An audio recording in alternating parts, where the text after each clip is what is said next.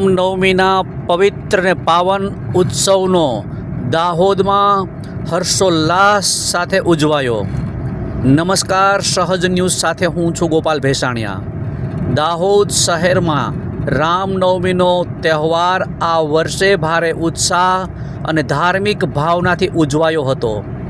આ અવસરે શહેરમાં ભવ્ય શોભાયાત્રાનું આયોજન કરવામાં આવ્યું હતું, જેમાં ઢોલ નગારા અને ડીજેના તાલ સાથે ભક્તિમય માહોલ સર્જાયો હતો।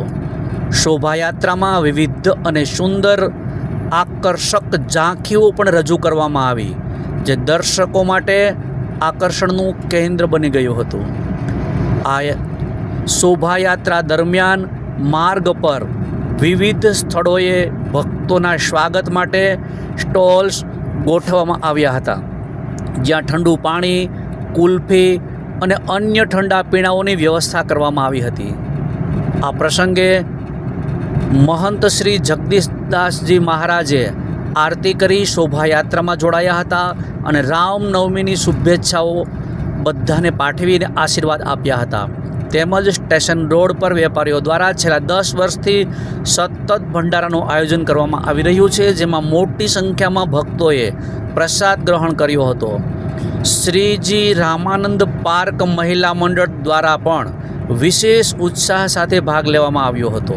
આ શોભાયાત્રામાં રાજરાજેશ્વરી મંદિરથી પણ પ્રારંભ થઈ અને સિદ્ધરાજ તળાવ થઈ સ્ટેશન માર્ગ પરથી પસાર થઈ અને અંતે મંદિર ખાતે સમાપન પામી હતી।